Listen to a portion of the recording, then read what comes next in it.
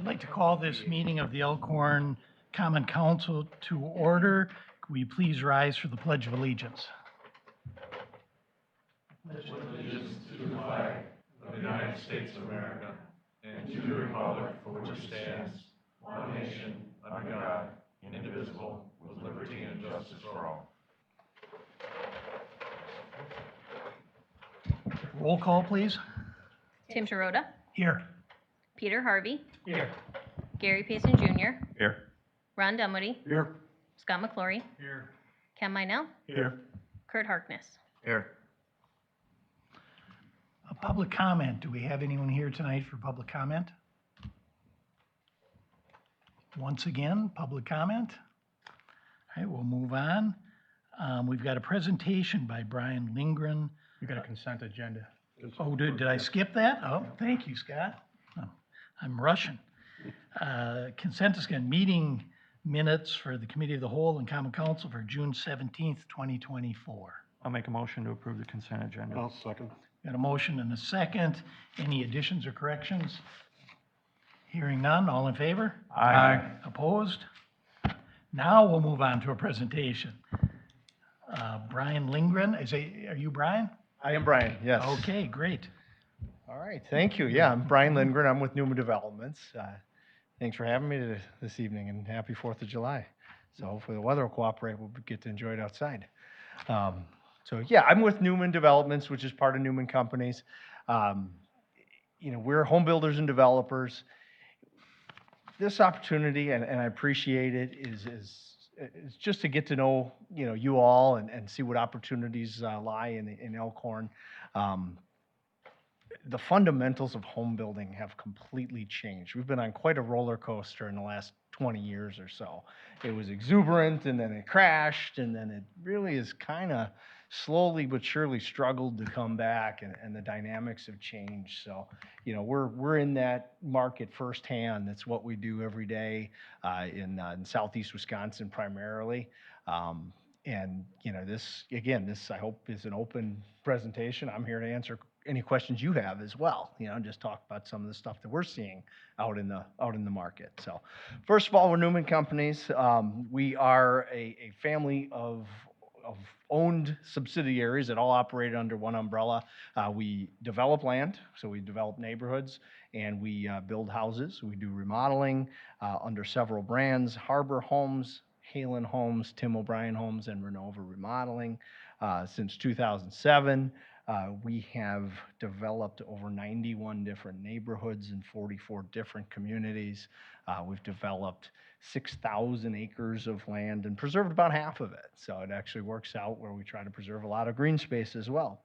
We've built over 70 miles of roads. So we're almost a municipality ourselves with the amount of roads that we've put in, and developed over 6,300 lots. So we're in this for the long haul.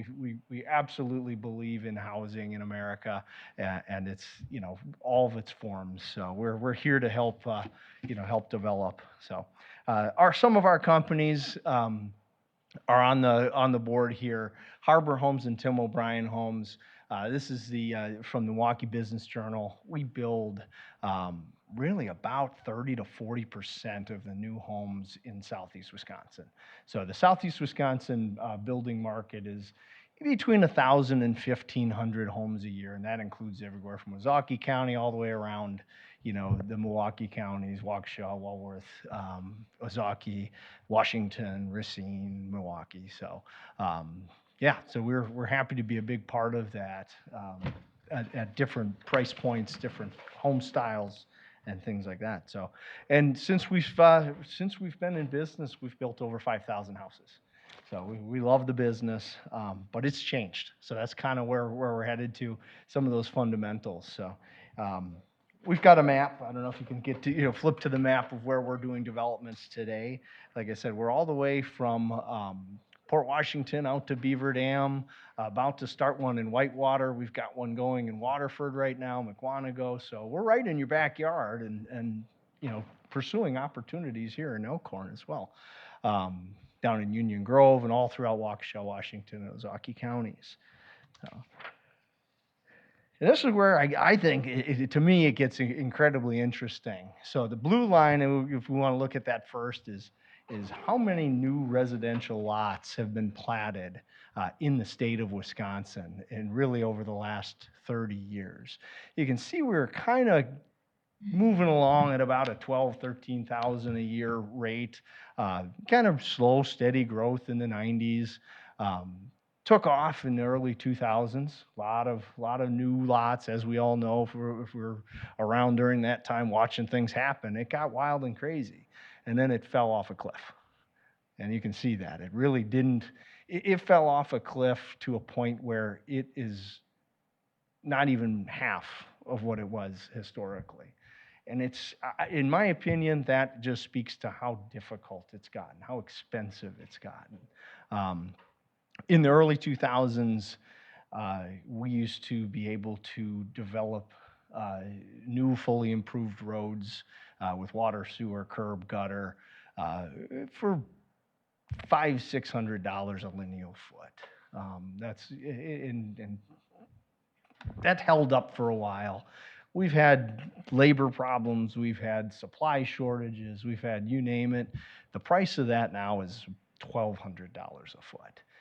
And during that time of the early 2000s to now, the lot prices haven't kept up. It's one area where inflation hasn't hit as hard because it's hit home building even harder.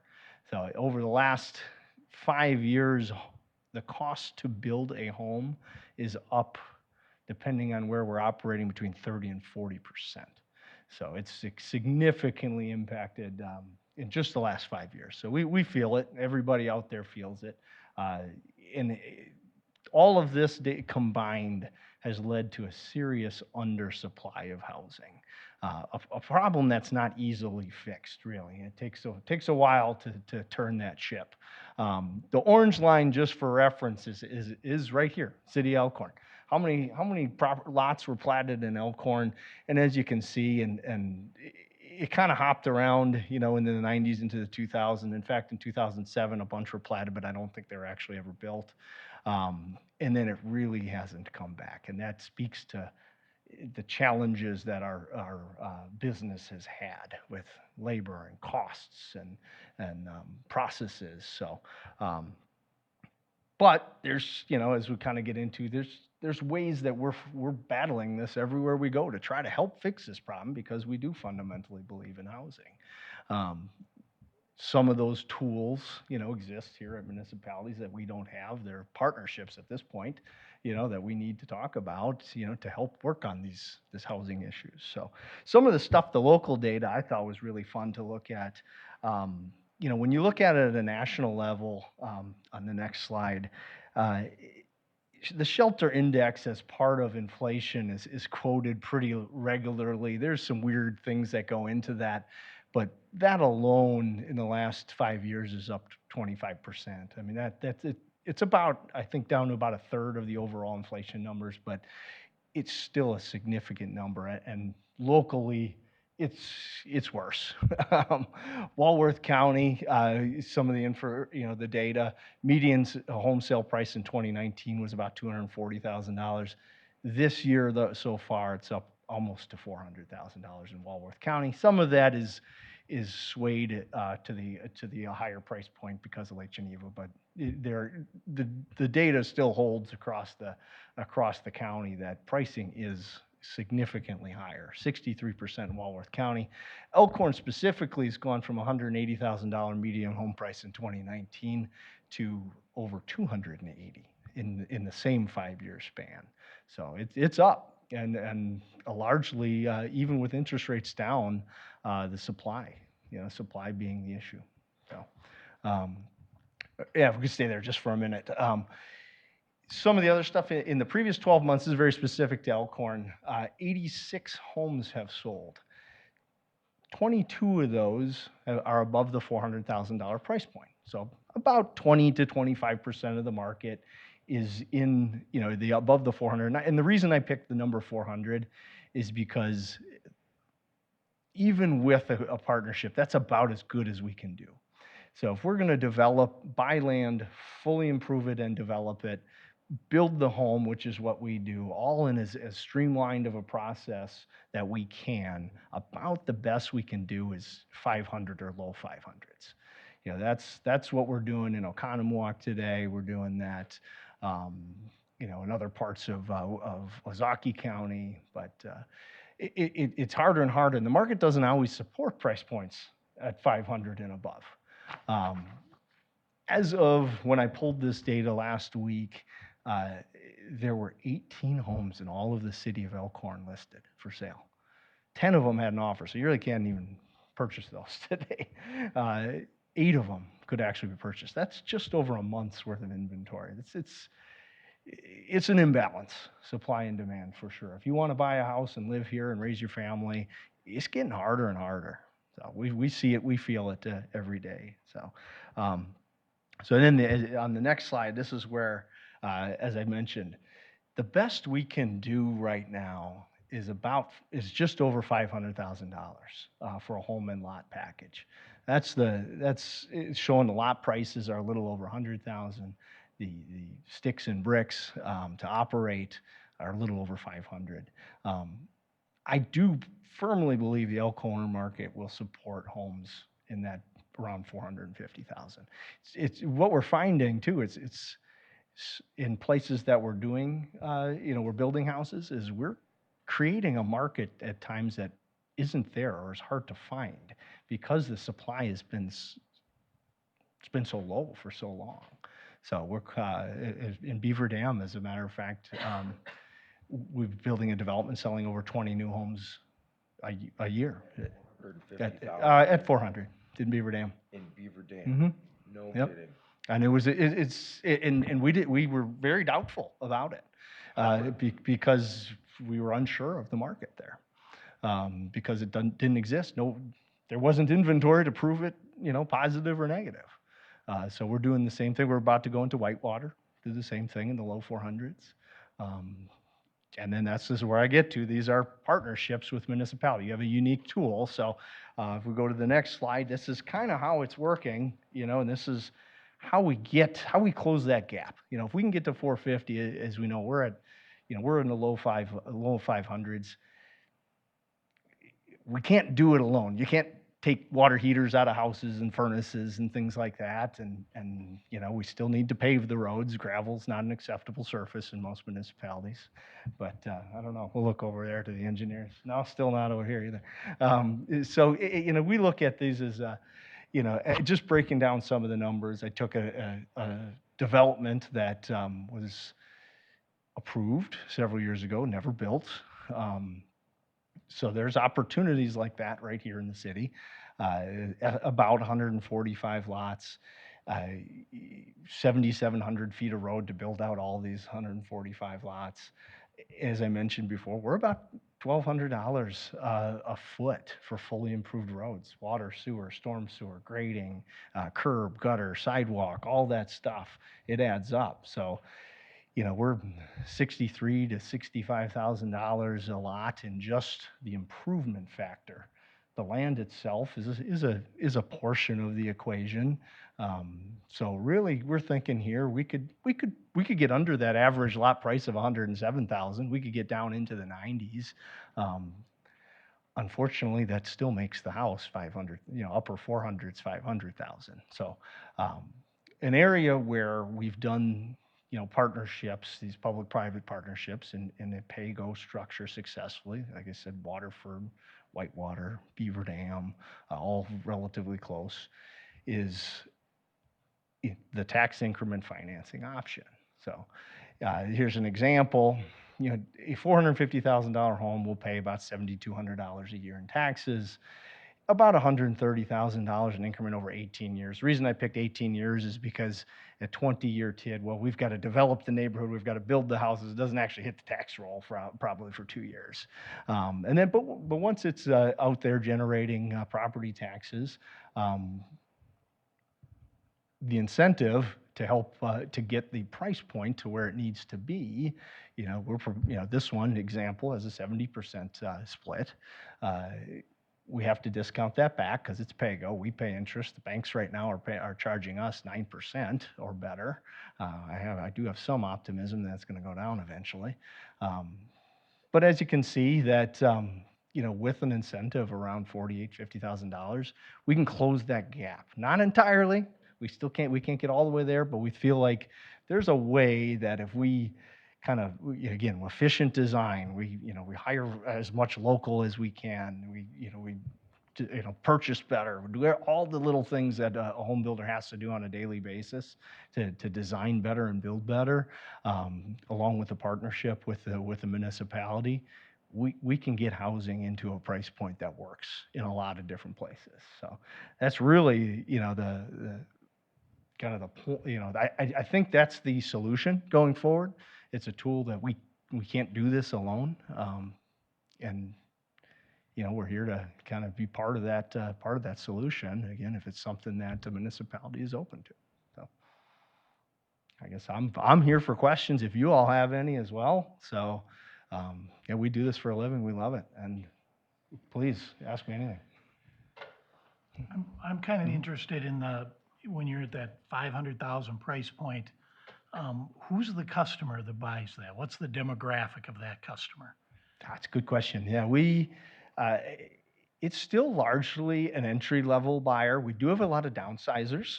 So it's a first-time new home buyer. A lot of times they do own an older home that they've in the community.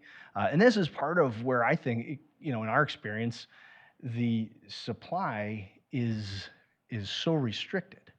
A person who, maybe bought a home 5, 7, 8, 10 years ago, thinking it was a move-up home, is staying there longer. They're enjoying an interest rate that's probably around 3%, so their motivation to move is less. Ultimately, they hit a point where they need to move. So a lot of first-time new home buyers, a lot of downsizers who want a little smaller home or a newer home that has less maintenance issues.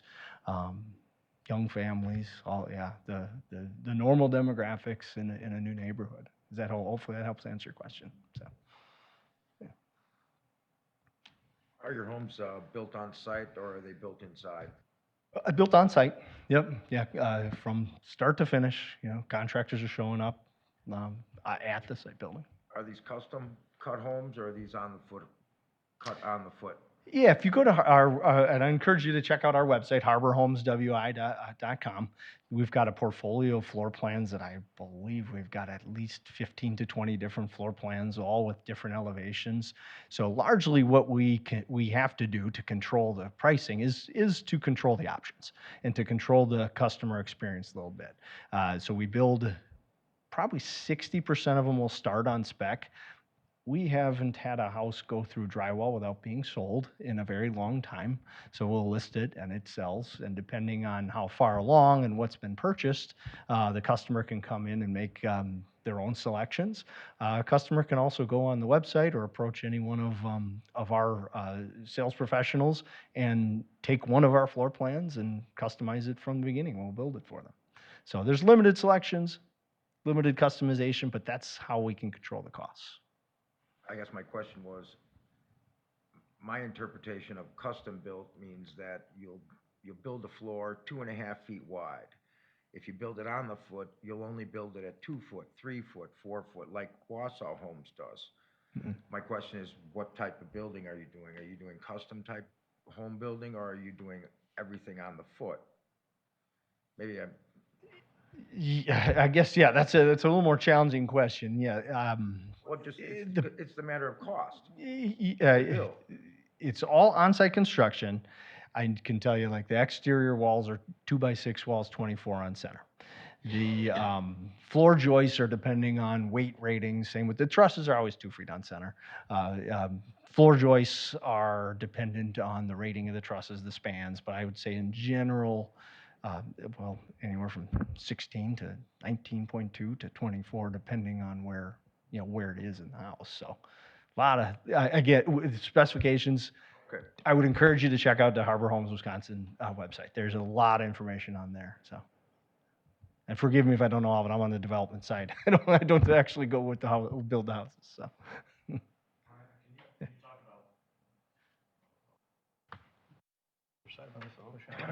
There we go, all right. Hey, no. Hey, Brian, can you talk about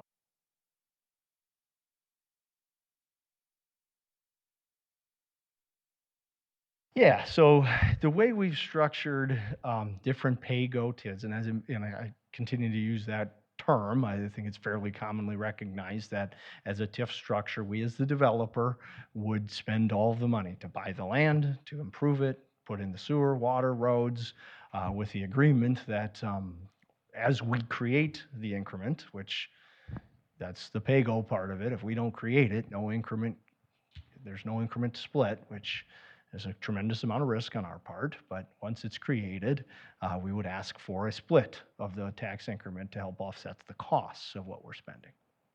So is that what percentage increment are you guys getting for the project in Whitewater? And what kind of homes, what's that project look like? Yeah, we build the same homes here that we're building in Whitewater or Waterford. We are generally getting 90% to 95%.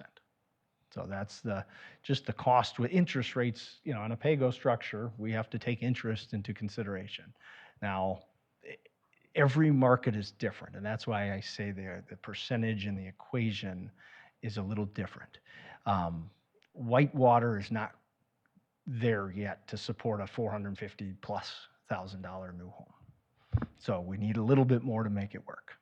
I believe based on the MLS data and everything else we're looking at here in Elkhorn, the equation makes it such that we can operate at a lesser percentage. Is that reflected in the lot prices then? Is that where you see the difference from 90,000 down to 40 or something? More than anything, it's on the lot, exactly. So we know as the developing entity, we're spending the money, but we can put it in our pro forma over the next 18 to 20 years.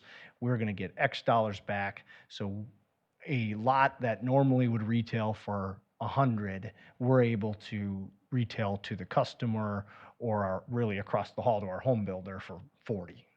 So to reflect that, because the market tells us what the prices will sell for, what the homes will sell for. We can't go in at a number that doesn't work. So Yeah. if you didn't have the public-private partnership and the 90% increment, that's a deal breaker. That development's not happening. It really is, because the economics of development in particular requires such a cash outlay up front that if we can't confidently build through it at a rate that makes sense and recover the costs, it'll slowly crush you with interest and carrying costs. So yes, like we would come in any of the markets that we're doing these partnerships now, we model it such that we need to be able to confidently sell 20 or more homes a year. So that's really what kind of makes it work. As one of the bigger developers, home developers in southeastern Wisconsin, is your competition doing the same thing? I mean, can we sit here and say this is kind of the business model that's out there today? Yeah, I will say that we are uniquely positioned to do it because we have a capital structure. We're well capitalized. We've been a conservative, company, putting money back in and leveraging to the minimums, for a long time, and having the ability to run from development through home building ensures that if we spend the money up front on the development side, we know that our home building company will build the increment that makes it make sense. And I think, well, first of all, as you saw on the builder list, there's very few that, build at the volume anymore that we build. There are even fewer developers developing anything because of that, the cash outlay. You have to be confident that you're going to be able to build. Really, we like to say sometimes the only way out is up. You got to build the house and sell it to get your money back. So the market for just a lot is not as robust as maybe it once was. So yeah, I think that really the people, the entities out there that are able to do it is very few. Of those, the ones that are willing to do it is even less.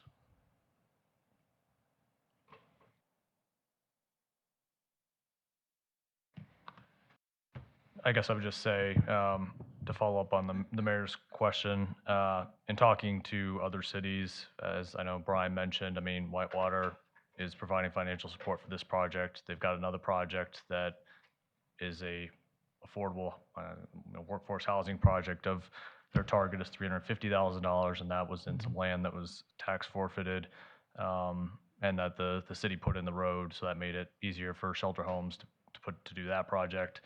I know, as you mentioned about Waterford, I know there's a project in Jackson, Mhm. Village of Jackson, I think in Yep. Washington County, or Yep. they're getting financial support. I talked to Wapaka, because that's another city that had been mentioned. Same thing, they're doing I think it's about like a 90% increment for that, residential development, as well as they're giving $300,000 for a downtown apartment complex. So the cities I've talked to that have some of these new developments, that's what they're doing for single family, so.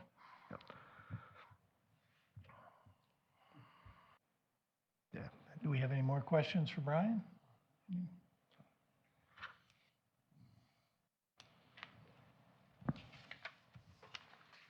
Well, thank you very much. Thank you. Have a great Fourth.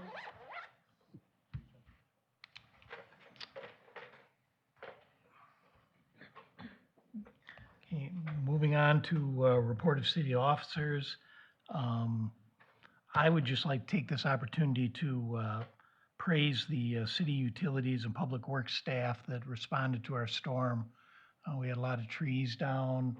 Everything I've heard is very positive, that we had prompt response times and things are getting cleaned up in a hurry, so we appreciate all the work you've done.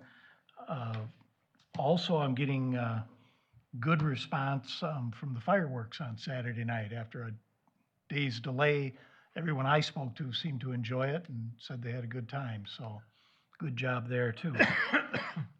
Adam? I guess I just would echo the mayor's comments about the support or response, I should say, from Public Works and all of our utilities. So thanks to everybody for that. Just real quickly, I did attend the most recent Warwick County Workforce Housing Strategy Task Force meeting. That was last week. I want to congratulate the Public Works and engineer for helping us get, I'm going to say, preliminary approval for a stormwater management grant for an upcoming project. I know it still has to get the final approval from the Bureau of Land Division. I think it has to approve that, but I should say it's the Land and Water Conservation Bureau. And then we had our JRB meeting last week, and we've been having some other housing meetings. So just a lot been going on, and just wanted to mention, I was just double checking my notes here, but yeah, so I just wanted to double check on the Wapaka that I just mentioned a second ago. It was a pay-go incentive, and they were getting 90% of the increment. How long did they get that for? Well, it can be up to 20 years is typically the life of a TID. And he says in Wapaka, they thought the homes were going to go from 290 to 360 was their goal, which, obviously Wapaka's a little bit. And they went to 500? No, they went from 290 to 360 is in terms of the range they're trying to support for that kind of project. So I don't know how the Wapaka, what the median and average values are in comparison to Elkhorn, but I'm going to guess ours are probably higher. And I just this after had gotten some data that mirrors what Brian just said about our median and average sales prices being about 295 to 300,000. 295 was the average, and 302 was the median for 2023. So those are my updates. Okay, thank you, Adam. We've got a committee reports, Committee of the Whole. Yes, Committee of the Whole met on June 17th, 2024 at 5:30 PM to interview firms that submitted proposals for building inspection services. The city staff is negotiating with Wisconsin Building Inspections LLP at this point. That's all. Okay, thank you, Gary. New business, we've got discussion and possible decision regarding tax incremental financing for new residential developments. We've just been spending some time talking about that. It's a somewhat of a controversial subject. I know a lot of people would say it's something that should never be done for residential. I've heard that conversation. But it sounds like if you want to be in the home building business and have new residential developments, you almost have to get in that business. I'll turn it over to you, Adam. You got anything to add? Well, thanks. No. Actually, I appreciate you letting me add to that. Yeah, this was on the agenda just to get some feedback from the council as to, is there an openness to this kind of a financing? If so, are there some general guidelines? Is there a certain type of housing? I mean, do you only want to do it for, small, smaller, let's say, condos, duplexes, as opposed to single family? Just what is kind of the feedback that you're thinking? And obviously, this doesn't have to be a final answer, but we were just looking for some feedback because obviously we're getting approached by developers who are interested in potentially doing projects like Newman, and it's tough for us to obviously move forward on potentially doing that if we don't have any sense as to where the council's at. So, Well, we have Creekside right now in process. How many units was that? that one's it's going to be about 840 potentially 840 units, apartments. Right, the thought process with that was it was higher end type scenario where people that are still in their houses would be looking to maybe move out of their houses and then move into that, which would open up houses for sale at less than $500,000. I don't know if anybody can afford $500,000 as a new homeowner. I don't see it. I don't see it. I mean, I've got people that in my family that are first time buyers and they struggled to get what they got at what they got. And we're talking about another $200,000.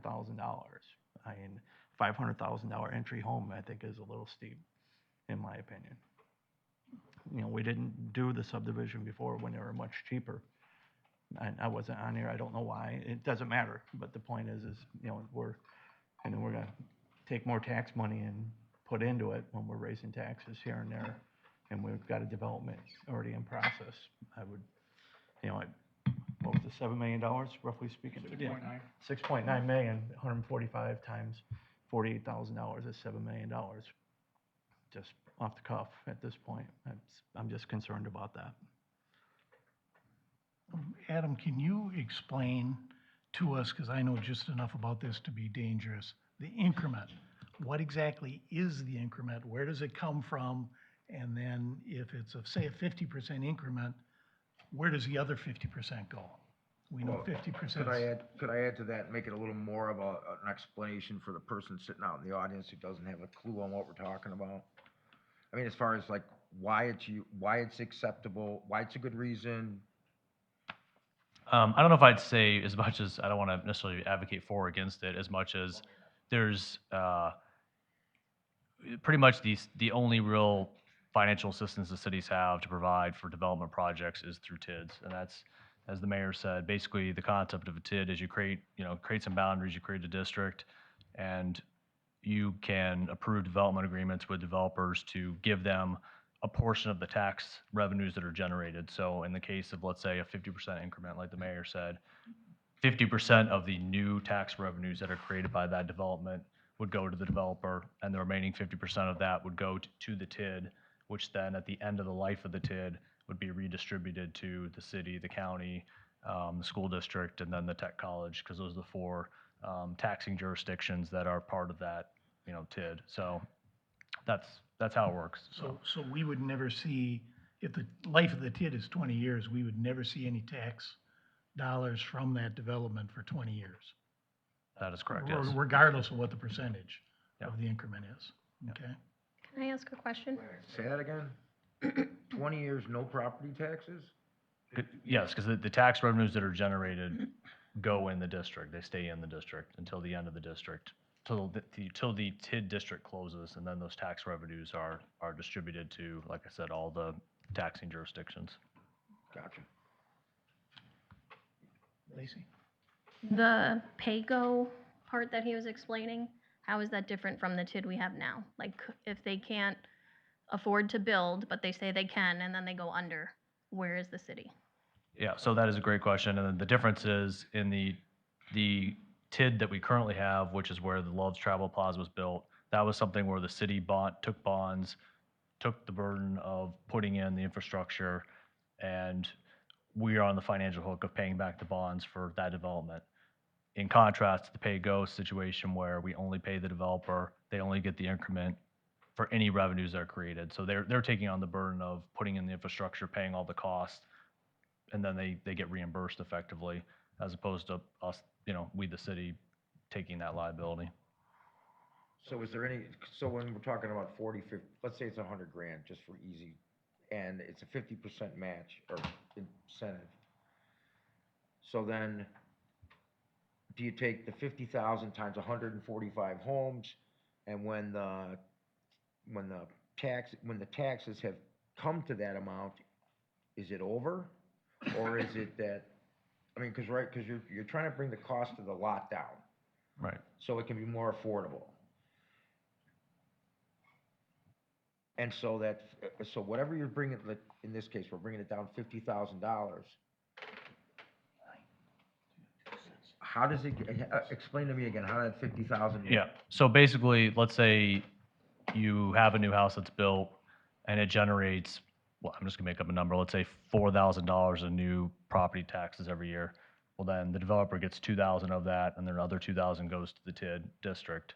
And your development agreement is gonna dictate how many years they get, whether they get, 5 years, 10 years, 15 years, up to. It's a matter of a year, not a matter of an amount? Right, you can set in the development agreement with the developer a fixed amount saying you get X number of dollars. There's two ways to do it. You can say a percentage up to a certain dollar amount. So like Creekside, the apartment complex that Alderman Payson just mentioned, they're getting 55% of the increment up to a total of, it's like 11.5 or $12 million total is what they get, and then they can't get more than that, so. And the 11 million is based off of the actual sets of numbers that were created, not Yes. on, okay. Yes, it's whatever they create. So if they don't put up a building, they get nothing. So, Okay.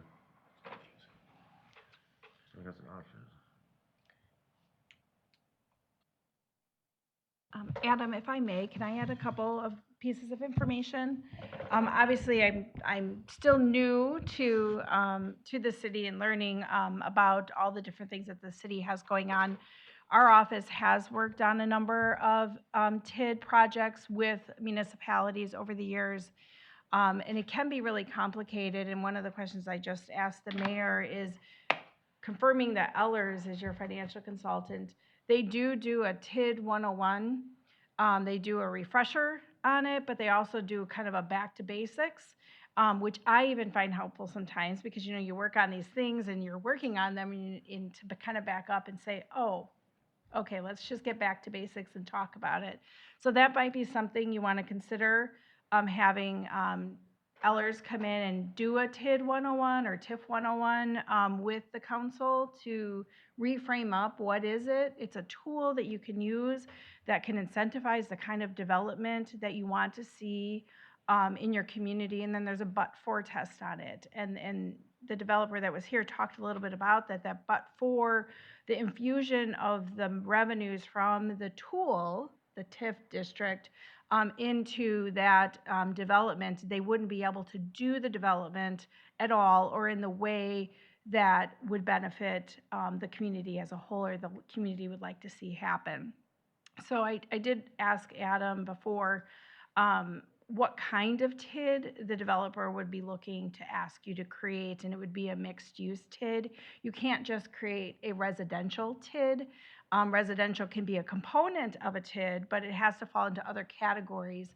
So a mixed-use TID actually has a limitation of 35% of newly platted land within that TID district. So the TID district, if you were to go forward to want to use this tool, would have to be much larger than just this particular piece of property. I think 61 acres is what they were talking about. So it's a piece of the overall equation, so you would look broader than just the boundaries. And development agreements and TID incentives can be structured in many different ways. PAYGO is very common because it puts the risk on the developer. There's definitely been a shift away from any upfront incentives or upfront bonding by communities for infrastructure, although sometimes that is a part of the equation. Incentive agreements can be provided for periods of time, 5 to 10 years, but often can be for the life of the TID. They can be structured from anywhere from, and this is kind of an exaggerated example, but 1% to 99% of the increment that's captured, depending on what your goals are. So I do think maybe a session would be good to do with Ellers. They actually have those documents available right on their website. And so if you didn't want to incur the cost to have them come in, they could always appear remotely, or you could go through that and then have specific questions, go through it together as a group at a meeting, what that outline is, and then have specific questions for them to try to not incur a lot of costs as you're trying to figure out what you might want to do. But in terms of the developers and the incentives, they really vary, and it depends on the community. But developers are asking for a large percentage of the capture of the increment that's created. So just by way of background, when you create the TID, I always like to frame it up that it freezes the amount of property taxes that the taxing jurisdictions are able to collect on that piece of property. And then the municipality through the district captures the increased revenues. And that's the money you use as a tool to do something with, whether that's infrastructure, whether that's incentives, whether that's other kinds of amenities that might be a TIF eligible expense under the statute. You get to capture that dollar amount for a period of time until the termination of the TID, which is 20 years. And there are some districts that last longer than that, but 20 years.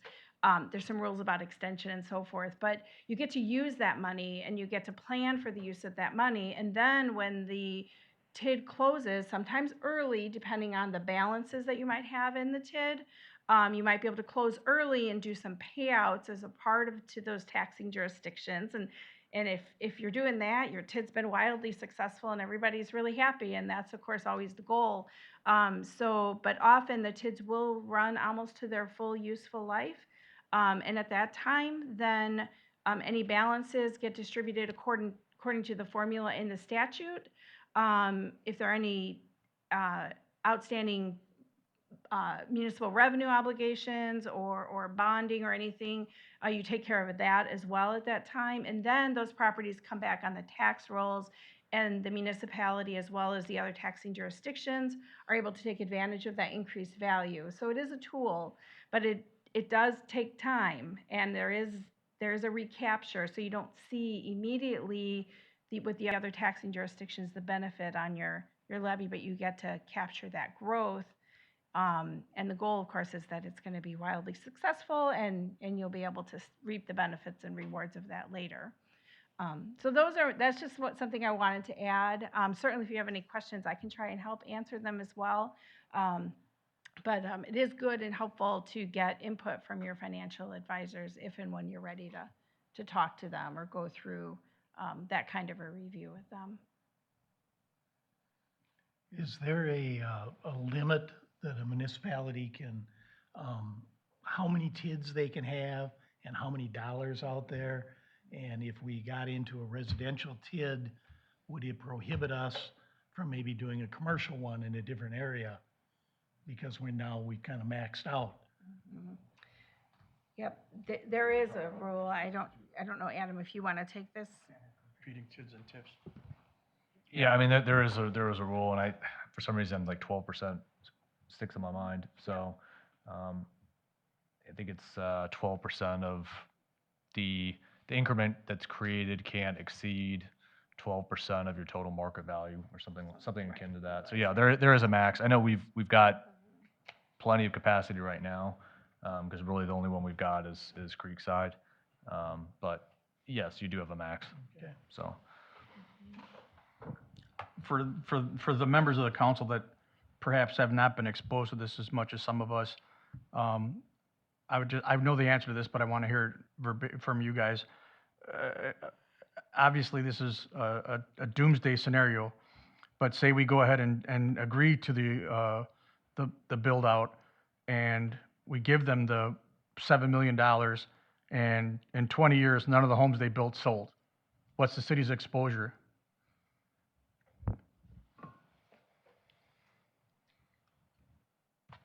Do you want me to take it? Go for it. I Okay. mean, yeah. So it depends on how your deal is structured. If it's strictly a pay-go, they don't get anything unless they've created the value and someone's paid taxes on that value to you. So there's no risk, Hey, there's no. right, to the municipality in that situation to have something where you're gonna owe somebody some large sum of money later. So that's why pay-go is advantageous to the municipalities. So it really depends on how your deal is structured ultimately. But I think Scott's question, so they build 145 homes and no one buys them. Someone's paying taxes on them because they're built, so the developer would have to pay them.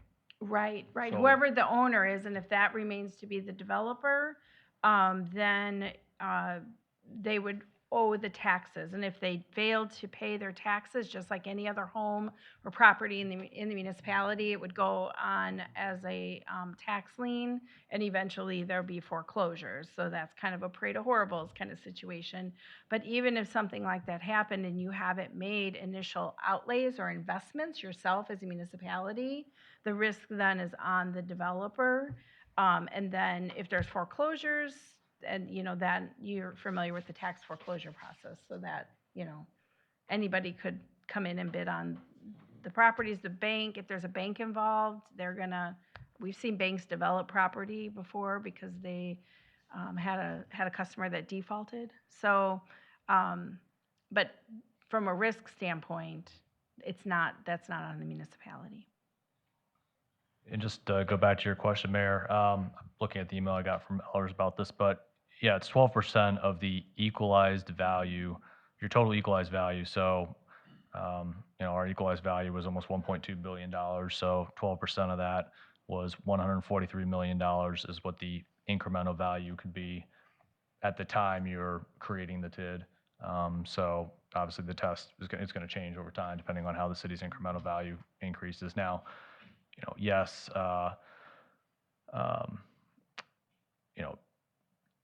it looks like TID 4 right now says has 12 million in incremental value. Anyway, so bottom line being, we have right now $130 million in capacity. So now granted that will change certainly as the incremental value changes in TID 4, which Creekside, is projected to generate, potentially $100 million of incremental value in the next, 15 years, but the city's equalized value is going to continue to increase during that time. But even with the idea of including a residential development, you have to have commercial or industrial added to it in order to have that TID. Well, you need to include other types of properties in the district, but you don't have to they don't have to actually be projects. You don't have to agree to do projects. You just have to create the land. You have to include the land in the TID district. So hypothetically speaking, if you guys know where the 60 acres that he was just referencing, where the previous Sugar Creek Ridge was planned for, you could draw a TID district that would encompass a much bigger area, and that it could include some commercial, but you wouldn't actually have to be doing a commercial development project. You just have to include the acreage in that district. Like right now in the industrial park, we talk about this regularly about no one coming and buying all the property. And so we would have a new TID with a bunch of available property that no one's buying, if I'm understanding this correctly. So if you add a whole bunch of commercial to meet commercial and industrial to meet your percentage requirement, you're going to have vacant land sitting there because there's only so much business that's coming in. As we've got Creekside and a bunch more commercial or industrial coming in addition to Love's, so on and so forth. But I drive past the empty lots driving through the industrial park. And that was part of a TID at one point. So they're still sitting there. Well, I'm gonna say the good news is it doesn't have to be vacant property, so you can include commercial and industrial parcels that already have structures on them. And that would, in order to make this TID district work, you would need to, quite frankly, include part of the Hanson's So you would take, shopping you area. would take that tax money out, off the tax rolls. If it's going into a TID then. No, because the only money that actually, the only money that would actually go, the only increment that would go to somebody, let's say, that would be taken off the tax rolls is gonna be something if you have a development agreement. Just because the property's in the district doesn't mean it automatically is gonna go to, Developer. yeah, I mean, you would have to agree to provide them some incentive, which we're not necessarily gonna do. Well, any, when you create that TID district, for any parcel that's in with the boundaries of that TID, I always say gets frozen. I use the word frozen, meaning any of that value, that base development value that's frozen, those amounts still get turned over to the different taxing jurisdictions, including the municipality. For those parcels, for any growth in value on those parcels within the TID, whether they're developed or not, is captured by the TID district and is held in that enterprise fund is held in that fund separate from the general funds of the village. So I don't want us to call it, it's not a separate account necessarily, but it's a segregated fund, so that money is held in a different fund and can be used for TID projects. So any growth in value. So say, for example, you include a commercial site that has an existing business on it, and today it's worth $100,000. 5 years from now, it's worth $110,000. The taxes on the additional $10,000 get held in the TID restricted fund for TID projects. But the taxes on the $100,000 are given to the taxing jurisdictions as though it would have always been turned over to the taxing jurisdictions. And then the TID holds those funds unless you have an agreement with the developer to use those funds as an incentive or for some other TID project. And then those funds stay in that fund, the TID fund, until the termination of the district. Thank you, that helps.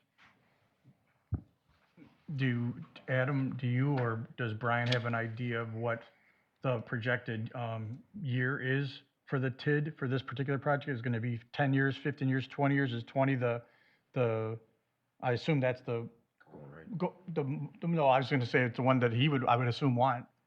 I mean, Yeah, as a developer, you'd want the 20-year, not the 10-year, would be more advantageous to you. Right, I mean, they've indicated that they'd want the 20 years, which is Okay. why the number would be, let's say if you wanted to say, okay, we'll give you 10 years, well, then they're gonna say, well, they want a higher percentage of the increment. Right, Sort like of. I said, for some of the people who haven't done this dance before and the way the negotiations go. So right now, we're looking at 45% for 20 years. Or 45,000, I'm sorry, per lot for 20 years.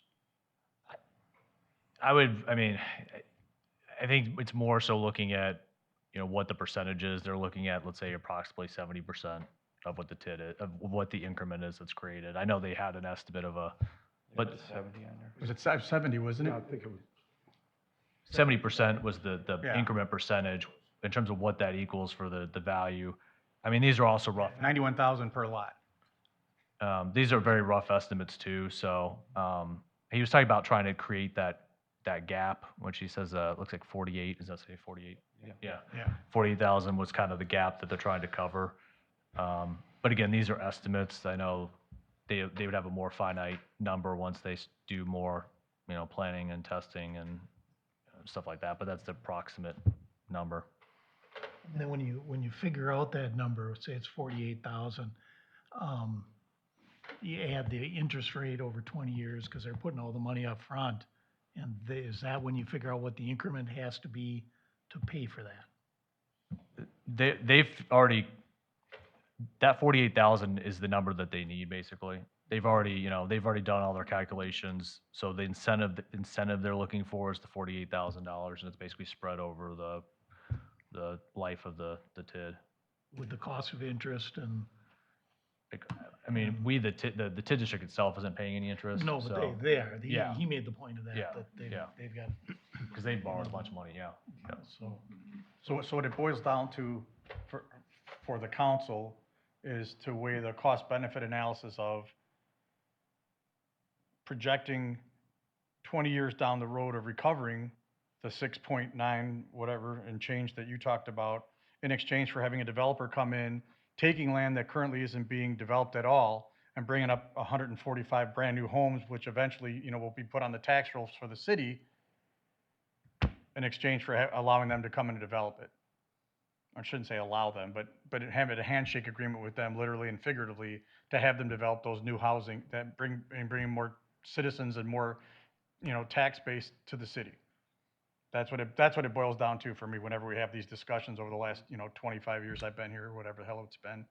So, for the people on that side of the table, I guess I want to hear, I want to hear what you guys think, I mean, correct me if I'm wrong, that's the nitty gritty for me. That is, Are that you is, gonna let the land yeah. just stay empty, or do you want to have someone develop it and bring that eventual long-term gain to the city, but it's not a short-term quote-unquote loss, but it's a short-term investment, For a long-term benefit. for a long-term benefit? I think that it's no secret that we do need housing, residential, single family. And after his presentation tonight,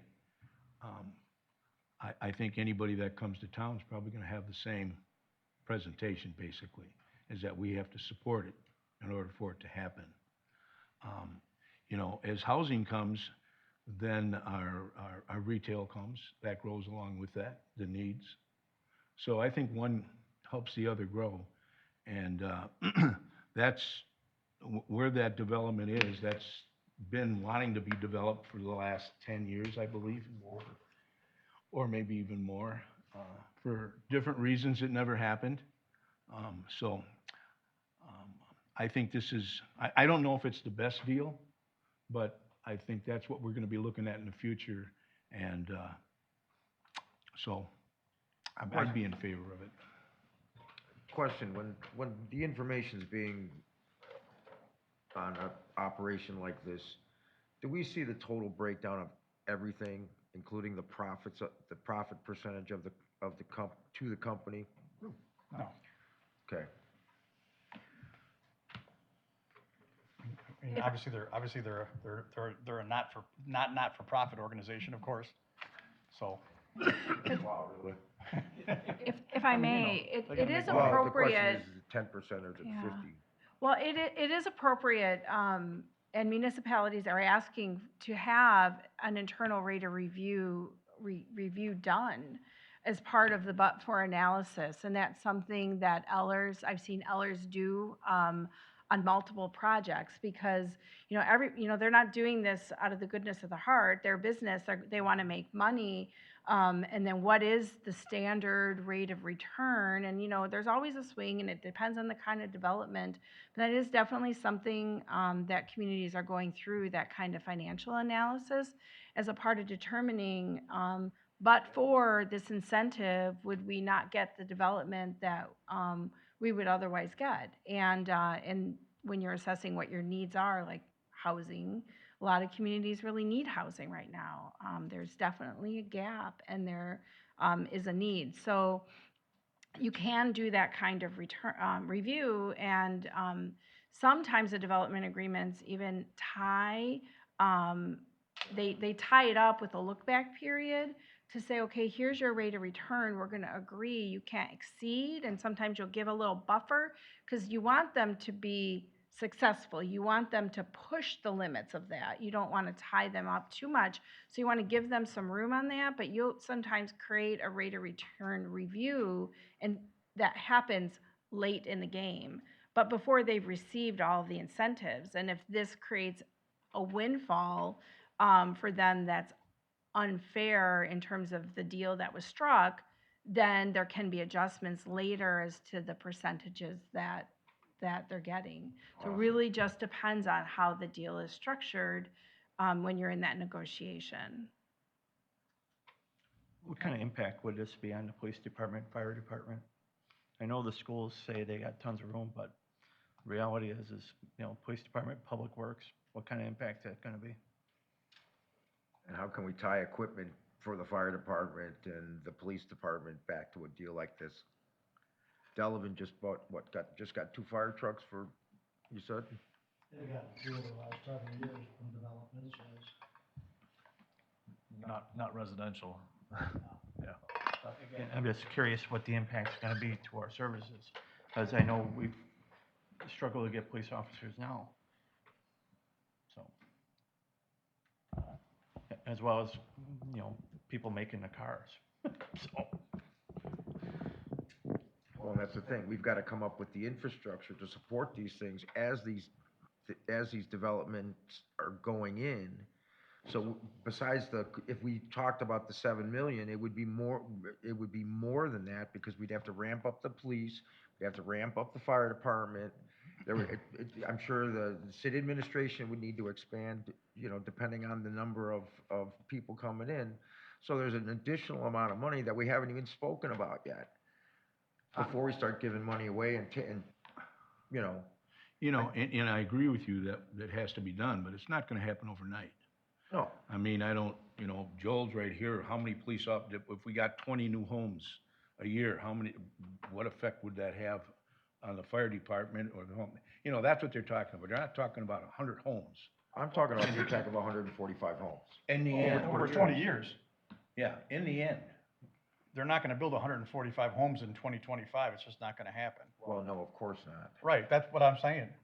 And then you're gonna get the $7 million back at some point, and you can use some of that money, correct me if I'm wrong, Adam, if it's earmarked for vehicles or whatever, when the TIF district or the TID district expires.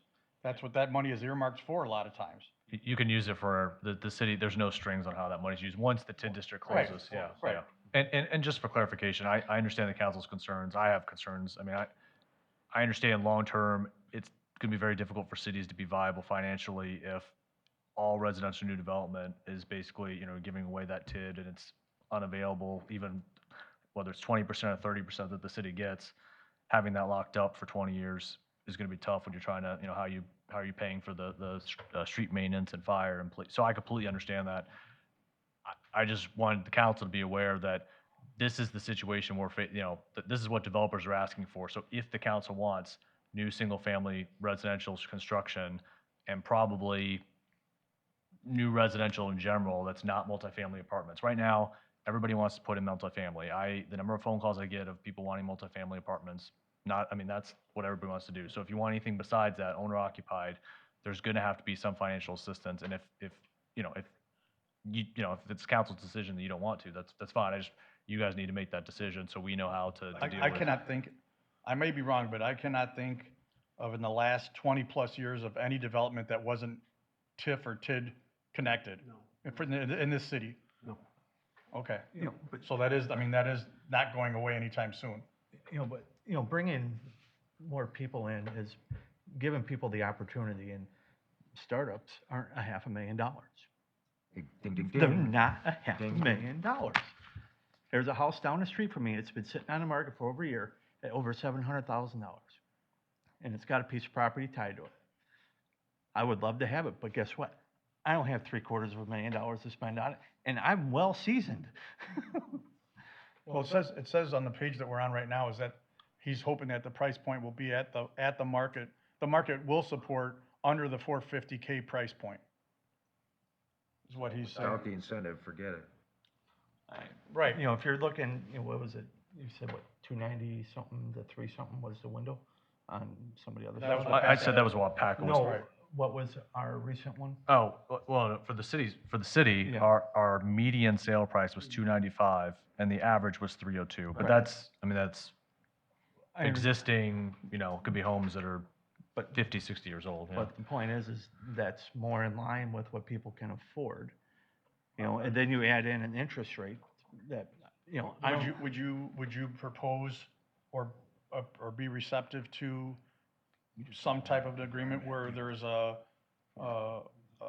strata scale? So say, for just hypothetically, Upstairs. Brian's company agrees to do X amount at this price point and Y amount at this price point, et cetera. We need more Versus lower cost. all Right. 48 of them are at 450. Right. You would like to see like 7 of them at Truly, 350 or true 320. entry-level homes. Yeah. But if they don't sell, like, again, the city's not exposed. That's on them if they can't sell them. But, people have got to have the opportunity and, going and getting a $500,000 mortgage. It's not easy. I'm just throwing it out there just for discussion. Yep. I'm just saying getting involved and helping make it happen, it's got to be a cost available for people that are going to buy it. And I understand that. The only thing I would say is for single family, it's going to be exceedingly difficult to get below. The problem is there's right now just an economic disconnect. New single family housing is exceedingly expensive. And so even though what people can afford is $250 or $300 for a traditional single family home, that's not what any developers are willing to do. And I'm just going to throw out Whitewater as an example again.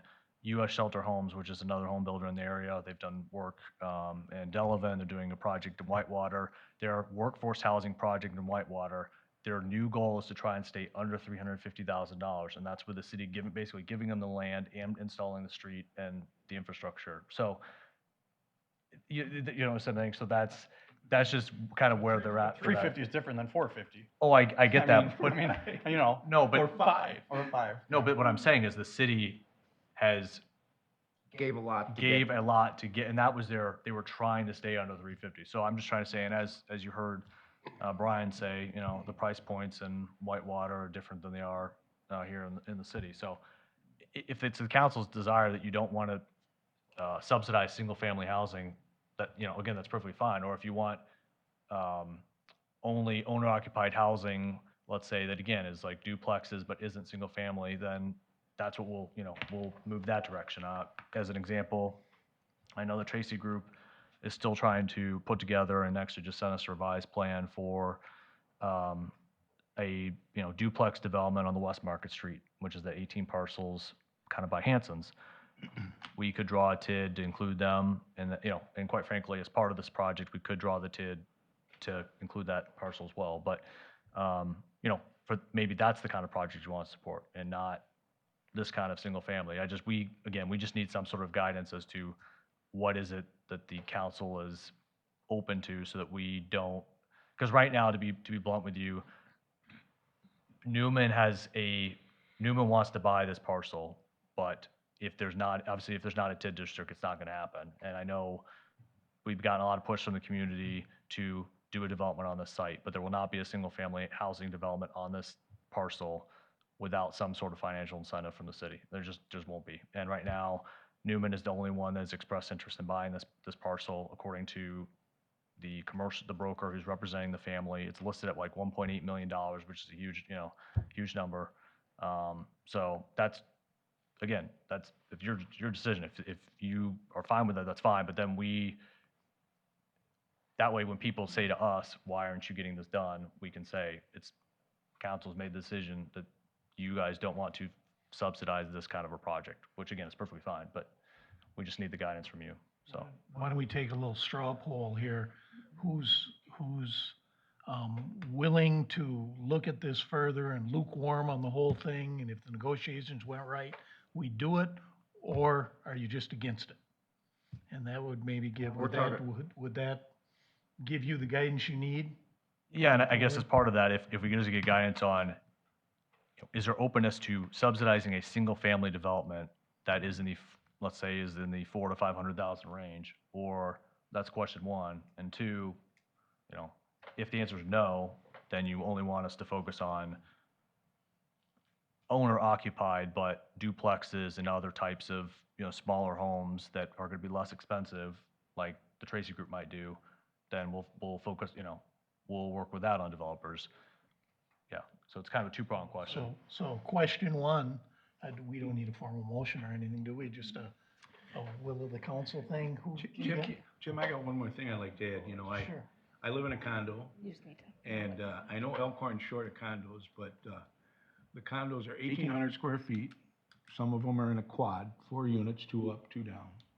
They're going for $350,000 to $380,000 out there, and there's a waiting list.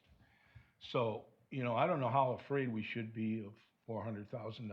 I think that, you know, a lot of people, Elkhorn's a good place to live, and, Yeah, but a condo and a single-family home are two different customers.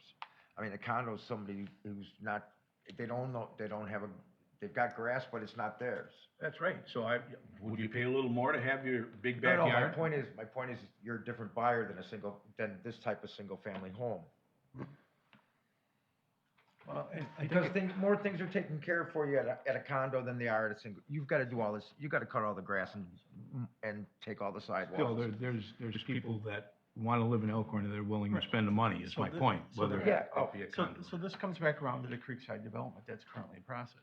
The idea is the people that want to live like that can, and there's a lot of people that live in Elkhorn, that want to stay in Elkhorn, but they want to get out of their house and go into something like that.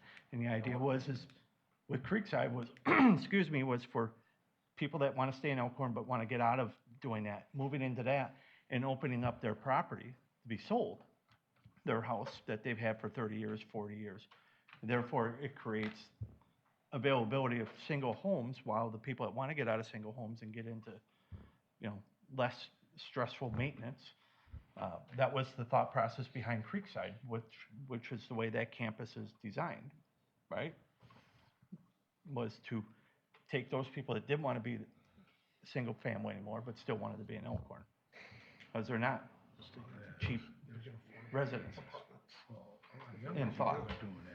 So the yay or nay is, do you want to continue to negotiate with this company? Well, any company that wants to do it. Right, whatever. Just if you're interested in doing the public-private partnership for a TID district for single-family residential development in the $450,000 range, who's for that? Can I just ask one, Yeah. a real basic question, and you guys covered this, but this is all so new to me. So the TID district, we write it up, it says 20 years, right? Does it expire at time or money? Like they sell 145 lots the first day, and so their money is, so the money that they're, you know, as the more lots they sell, the more money they make in that 20-year period. But is it a time thing, or is it always a time thing, or is it a money You can cap? close it early. Sorry, Adam, go ahead.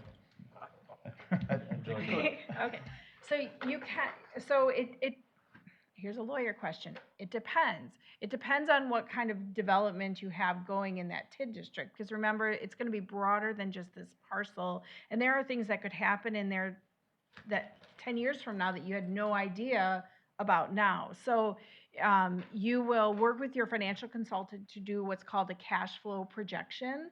And that document will be a projection. It's just based on the project plan that you'll also work with your consultant to prepare for the kind of development you want to see in this mixed-use district. And so it's broader than just this development. So you'll project out those numbers, and in that document, it actually will have a projected close date when all of the TID's obligations would be satisfied, and that would include any incentive agreements that you have with a developer, and a projected close date, and then it'll also show the final close date. And so it's a function of development projects, cash, and the ultimate expiration per statute.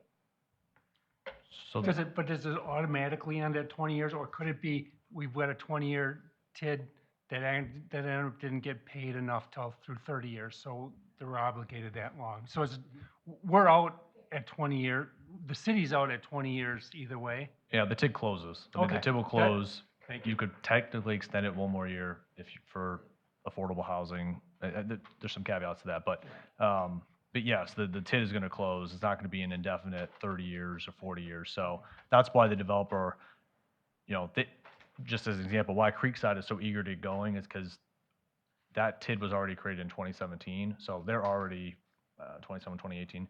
So time has already passed. So they're trying to get as much built as they can before the expiration in 20 years. So. And there are rules too, in the 5-year period before expiration of the TID, you can't make new commitments. So you have to, the statute forces you to wind things down to get those properties back on the tax rolls. All right, who's in favor of question one, the private-public partnership? Continuing the negotiation? Yeah, just that, in a perfect world, we'd be open to that. Yes. Yes. Yes. Is there any no?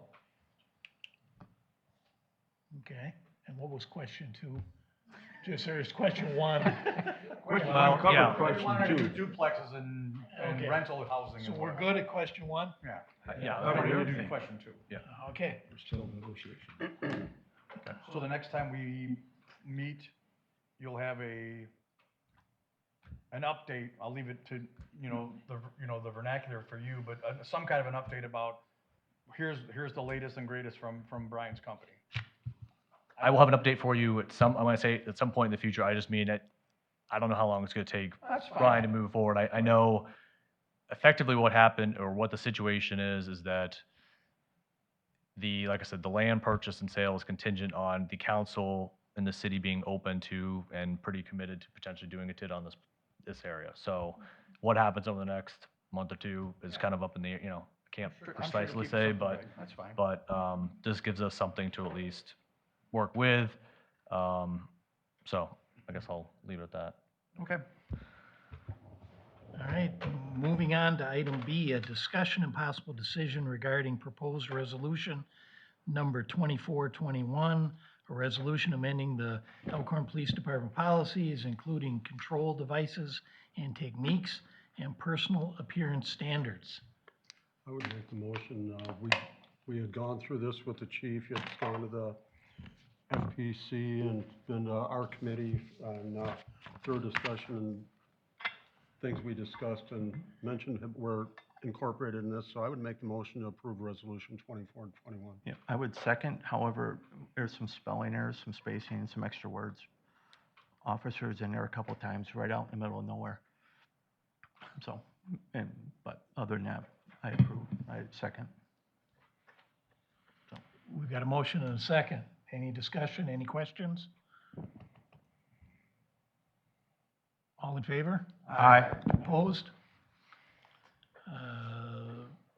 Item C, a discussion and possible decision regarding execution of the Rural and Tribal Assistant Pilot Program, grant agreement for Centralia Street reconstruction and bicycle lane addition project.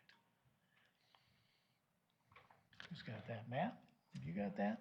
Yeah, I put together a memo that's incorporated in the packet that just kind of describes, the timeframe to which we got the grant and, the amount of money that it was is $320,000. It's dedicated for or intended to be used for the design and construction engineering services for the currently 2026 West Centralia Street project from Devendorf to Lincoln Street. Our attorney's firm took a look at the grant agreement. Basically, just to sum it up, unless Elaine wants to speak on it, but basically they just had some suggestions regarding how we draft our agreements or contracts with some of the consultants that we work with. So we could look to incorporate those suggestions into those. But as far as this agreement, there wasn't anything specific that they wanted to see changed. Is that correct, Elaine? Yeah, and that's correct. I mean, it is a grant agreement with another governmental body, so that makes it a little difficult. But there are some obligations and representations that definitely need to be incorporated into those other agreements. So there's a trickle down of those obligations and responsibilities from a federal funding standpoint. So we can work with Matt and the engineering consultant to make sure that happens.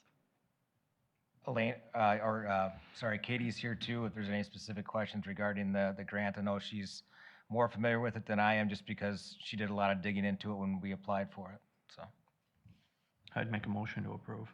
Second. Got a motion and a second. Any questions? Any discussion?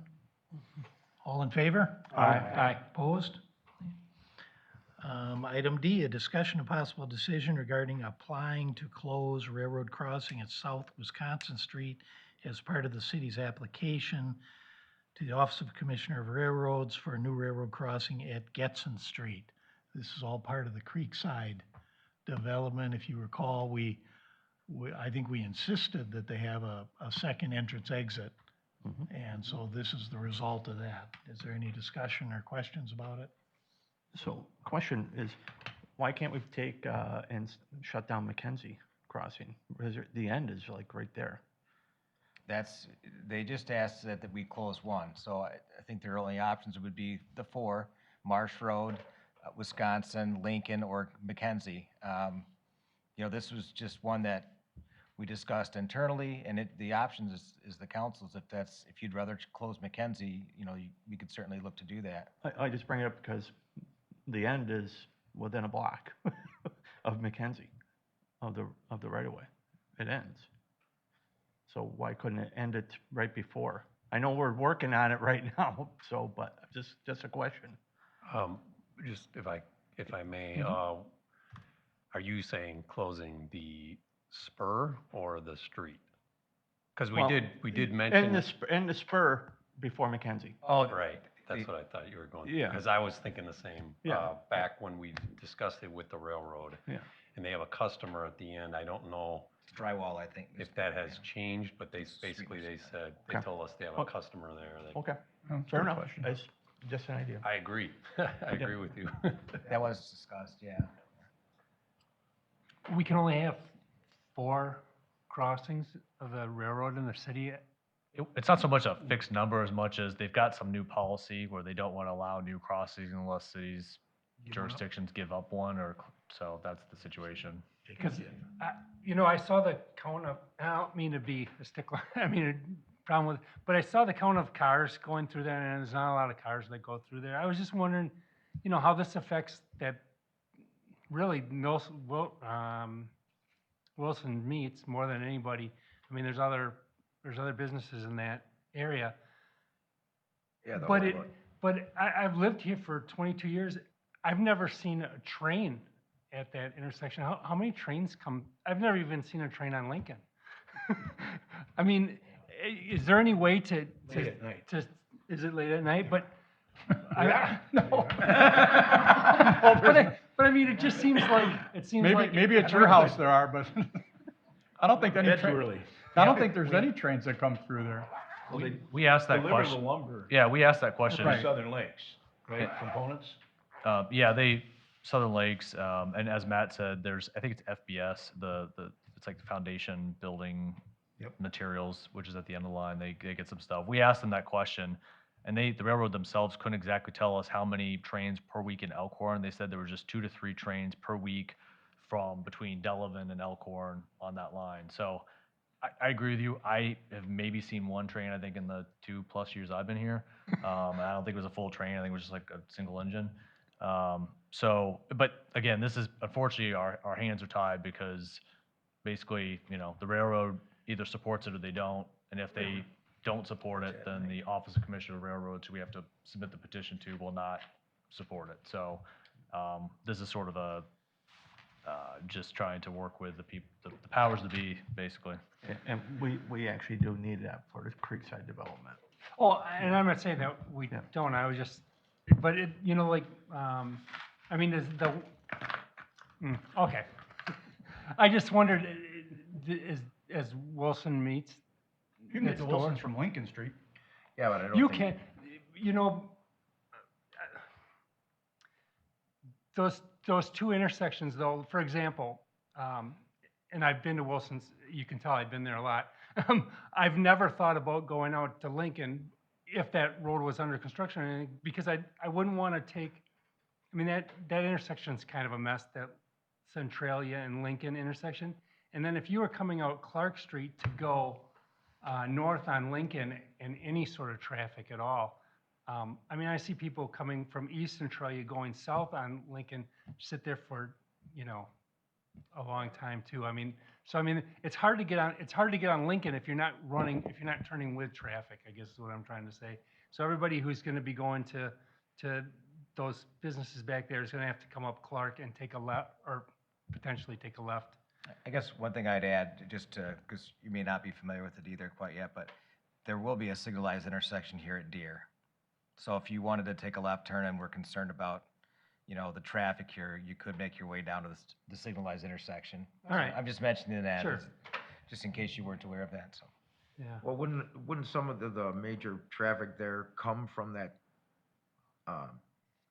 industrial area? The other, not just Wilson Meats, you go down and come back around, I mean, like, there's a number of, well, I'm trying to think of, there's a grass company, cutting company down there, and then there's a bearing company, and there's a bunch of other heavy trucks that, you know, I'm looking at the numbers and I'm going, well, is these guys not getting onto Lincoln at the high traffic times and going out the back way to another, or whatever, because that gives them 2 other outlets. I just think my question was, if we close it, will that increase the traffic on Lincoln, was my first thought. And then the second thought was, since Marsh Street, they've got the land for sale, and it pretty much just goes out of town, couldn't we tell the railroad that will close Marsh Street, but leave it in the condition where, you know, 10 years from now, when we want to open up the west side of town, that we just have the crossing stays, but it stays blocked off, so we, qualify for closing and opening, but we don't completely, but the whole thing isn't dug up and torn out, so when we need it later up for building on the west side, that, I'm trying to get more for less, is what I'm trying to do here, without, you understand? I doubt given what they've told us, I doubt they would sort of say, I don't think they would necessarily say a closure that lasts for, let's say, 10 years is gonna satisfy their closure requirement, Okay, you know, well, but the only thing I would say is, you know, they've said that we can certainly, you know, buck the railroad and challenge the railroad, but they've said if we challenge the railroad on their desire that we close one of these, then it will be a contested petition, and if it becomes a contested petition, it's more likely to be rejected entirely. Second of all, they said it completely changes your timeline, and now it becomes a 2+ year fight, as opposed to if we can have a petition that's supported by the railroad, it'll be an expedited process. So Gotcha. that's kind of why we're also have our hands tied. I would make a motion to go ahead and go with closing Wisconsin. Second. Got a motion and a second. Any questions or discussion? All in favor? Aye. Opposed? Thank you. A motion to adjourn? I'll make that motion. I'll second. We got a motion and a second. All in favor? Aye. Opposed? Thank you.